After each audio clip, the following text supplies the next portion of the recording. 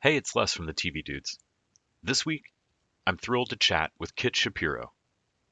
Kitt is the only child of legendary entertainer Eartha Kitt and has recently written a book about her relationship with her mother, titled Eartha and Kitt, A Daughter's Love Story in Black and White. The book is full of wonderful anecdotes about her upbringing and shines a light on what a force of nature her mother was. I had a wonderful time chatting with Kitt about her relationship with her mom, writing the book, and much more. And I hope you enjoy.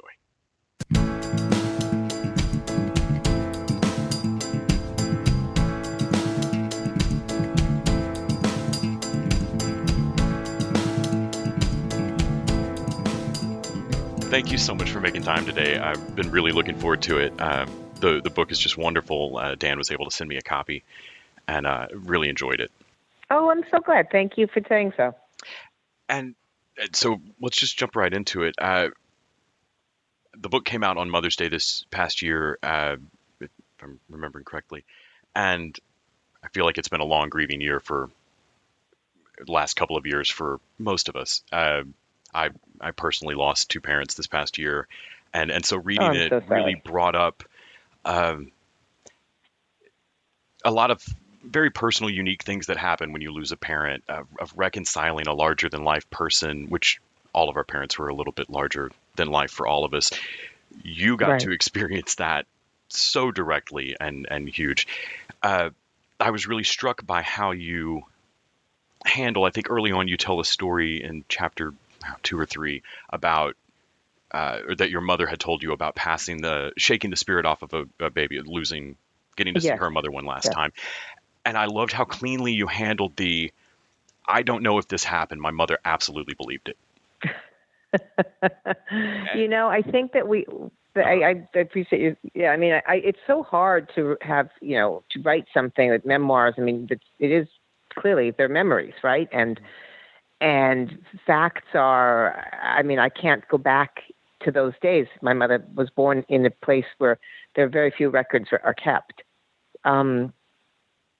So, I respect her memory. I mean, it was real to her, and frankly, it probably was real. But to be able to respect our loved ones and the way that they remember their lives, especially ones who've gone through turmoil, I think is really important to do. And I also think there's something about, it's not as easy as there is no value to this story because I can't prove it didn't happen. There is, I feel like, great value in understanding how our parents constructed their story of themselves. Whether we can go back and prove these things or not, I feel like that's a very important thing to understand, that to your mother's core personality, this story was important for her. You have reached the maximum time permitted for recording your message. If you're satisfied with the message, press 1. To listen to your message, press 2. To erase and re-record, press 3. I'm so sorry. I believe that is the end of me calling you earlier. I don't know if you were able to hear that. If you're satisfied with the message, press 1. To listen to your message, press 2. To erase and re-record, press 3. So sorry about that. That's okay. This is so funny. If you're satisfied with the message, press 1. To listen to your message, press 2. To erase and re-record, press 3. I don't think it's recognizing the soft phone. Sorry you're having trouble. Your message has been sent. Please try again later. Goodbye. Please enjoy that message on my behalf. That will be hilarious later. I love that. That's great. That's so perfect. Yeah, this tracks from my experiences with technology. It so speaks to the times we're living in, doesn't it? Right. I had someone yesterday during a meeting do the on mute through their whole speech in a Zoom thing, and the first thing they said when they got off of it was, "I've made it 2 years. 2 years without doing that." And yeah, it is that we're all sort of living in this, alternate universe, parallel universe. But, when it came to sitting down to write this book and tell these stories, can you talk a bit about the process of organizing your thoughts, organizing a lifetime of stories, and how you wanted to present this? Well, it was. I mean, I have to give a lot of credit to my co-writer, Patricia Levy, because she was very, organizing was really her deal, because I'm not an organized person, as well as as far as writing one chapter into another, because these stories are connected, but they're not connected. I mean, they can stand alone, but yet obviously they make up my entire life. Mm-hmm. So I think when sitting and looking at the whole at all of these, breaking down all of these moments in my life and these memories, it just became, I mean, what comes first? I don't know how. You just sort of spew it all out and write it all down, and then you kind of move them around like puzzle pieces. The writing, the art of writing, I have a whole new respect for, because it is so much harder than I ever thought it would be. And I don't mean because writing, the memories were difficult as much as the physical process of putting them down on paper and writing them. So that was not an easy process. The stories, I've sort of known all my life and told all my life, and and retold, and as my mother had told them to me. And the irony of them is that the more she would tell them, at times I thought they changed, but when I would go back and look, they actually never did change. So that's when that's when you start to realize that they're probably factual, because she wrote her own books, and we would sometimes compare like something that she said, and it's like, wow, okay, she's been consistent all of her life. So for however important or whatever story it is, it was really etched in stone, and it made her who she was, which is why, to me, her memories and when you just spoke recently about, a few minutes ago, about how our loved ones tell their stories and how they've become, they're so important to them. It's because it really truly is, and that's why, to me, I respected my mother's stories and teachings, because that's who, in her mind, and made her who she was, and she carried that with her. And it was really, really important that people around her, especially me, know who she really was, and understand why she was that way. And all of this, her history, her childhood, was the foundation for making her the survivor that she became. I could see writing this book as being a very special part of the grieving process, or even now, a few years later. But I don't think I'd really considered how special it might be to have a writing partner in this, and be sharing with a friend these stories about your mom. Did you catch any new patterns or new connections or themes back from Patricia that maybe hadn't jumped out at you, having lived it? Yes, I think that the connections were so much about how as much as I thought the stories were very, very different, she saw how similar they were, in that the strength and the teachings, and my mother came to, she came to the table with this, right? This is who I am. And it was, because of all of this. And so all that she taught throughout my life, I mean, I was very lucky to have had my mother, for 48 years, in my life. And I was also lucky to have understood how much we loved each other while she was alive. It wasn't just looking back and writing a book and after she passed. I was very blessed to be able to appreciate this relationship during our lifetime. So I think it was really fascinating to look at it, all down in black and white, literally and figuratively, and just to see how consistent she was as a human being, which I mean, I know that sounds like, well, of course, first people are consistent, but yet, I don't know. I'm not so sure I can really explain what that felt like to look at it. And I gained respect as much respect as I had for her when she was alive, and even after all the years that she's passed, but even more respect now as to how her parenting influenced, how who she was influenced me as a person.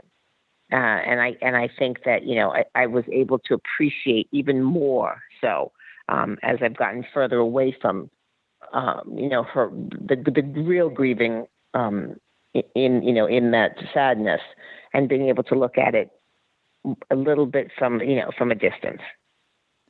I think about the story of the flower petals of when you're a little kid, and for folks that haven't read the book, and you do what little kids do, which is see a neat flower and pick a bunch of the petals off of it, and your mom came in, and instead of yelling at you, don't ever do that to a flower or whatever, she humanized the plant, anthropomorphized Right. it considerably for you, that you've separated these petal babies from their mother, and made it an incredibly striking event emotionally, and it seemed like that's not necessarily what you carried forward into your own parenting. But when you were raising your own kids, were there moments where you thought, this is my mom would have gone a whole other direction with this? Yeah, absolutely. There are times parenting when I definitely thought, wow, how my mother did it was real. That must have been really hard. For instance, just what the small little part of the story you just explained, the ability to sort of take a beat and not react, to the situation, but to take a moment and to make it a teaching moment.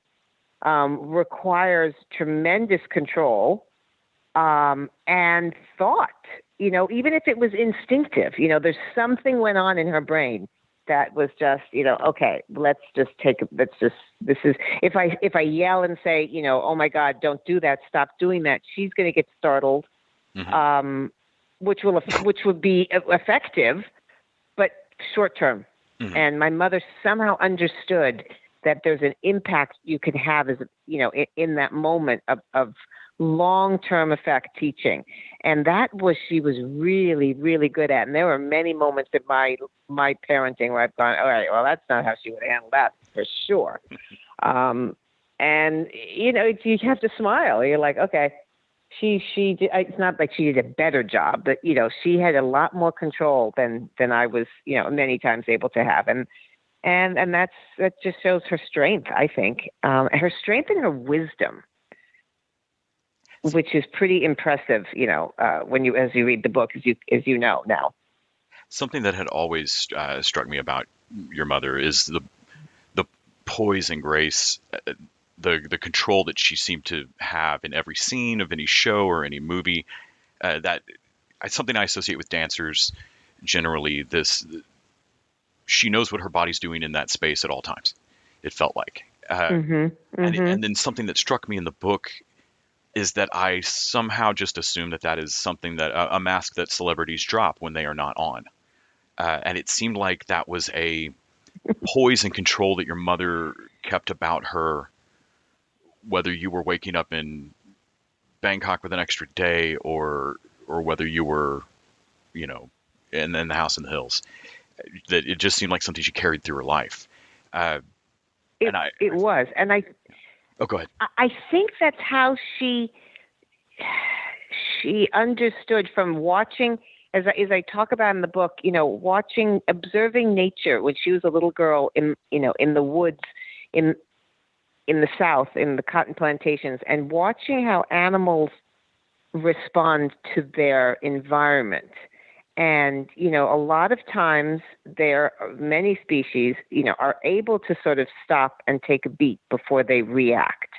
And I think that just showed her there's an importance there, because it's not about being fearless, because sometimes obviously animals are going to feel fear as humans do. And many times in my mother's life, I'm sure she was fearful, but somehow she understood that if she just takes a moment, take a breath, take a beat, maybe you flee. Maybe maybe that is the right decision.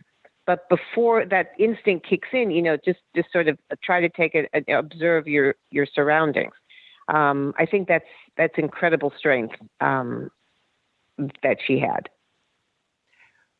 Was there any story that came up in the book that you really hadn't thought about, maybe since you were a kid, or had clean forgotten, that really struck you?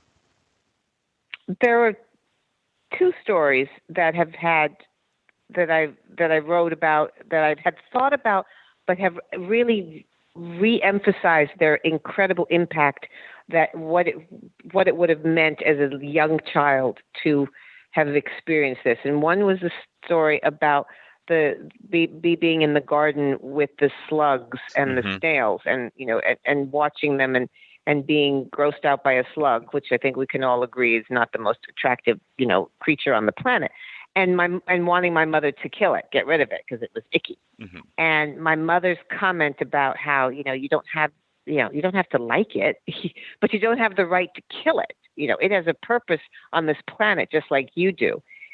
And I keep, ever since I've written that story down and put it out there to the universe, it speaks so loudly to me, especially right now with everything that we're going through as a world, as a society, as when we look at each other and we judge each other because of the way the color of somebody's skin, or because of maybe the clothing that they're wearing that we don't like, and how that immediately has an effect on our psyche and our emotions, and we make a judgment call. And unfortunately, sometimes those judgment calls are hatred, and we respond with anger and hatred and nastiness and violence. And how my mother's making this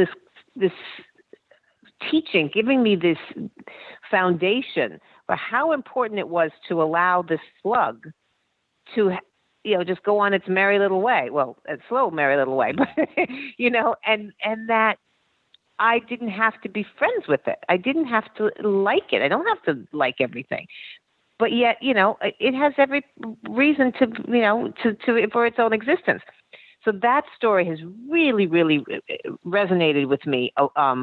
And I think every time I hear a story about somebody being mistreated because of the way they look, that story plays over and over in my mind. And then the other story of when she would teach me how to skim pebbles to the pond that we had in our backyard, and she would explain to me the ripple effect of pebbles, and how even if it's a tiny little pebble, it still will can affect change on the shoreline. It just takes longer time, and it just takes more of them. And how, again, that was sort of this, sometimes we can't see how we affect other people or other situations. And it doesn't have to be a huge gesture, but it could be something as small as just a smile, or, holding the door for somebody, or picking something up, and it could change that person's day, and the ripple effect that could have. Going forward can be powerful, and even though it's very small. Yeah. Thank you so much for talking to me about it all today. It's a wonderful book, Eartha and Kitt. Folks can go check out right now. I can't thank you enough. It's really wonderful to hear all these stories. The one time that I've gotten to interview somebody who had ever really worked with your mother, they spoke so highly. Nathan Lee Graham spoke so highly of her, and she adored Nathan. Yes, I think we kind of derailed our interview for maybe 10 minutes of just gushing about Eartha Kitt, and I really can't imagine anybody else has ever had the experience of getting in a New York cab and hearing their mom. Or this time of year, I think I was in Barnes & Noble the other day, and I heard her, I heard Santa Baby. So it's pretty cool to be able to hear your mother, throughout the rest of your life, even though she's passed. It's pretty neat. Thank you so much for talking to me about it, and have a wonderful rest of your day. Thank you. Thank you. I appreciate your saying such nice things about the book. Thank you. Bye.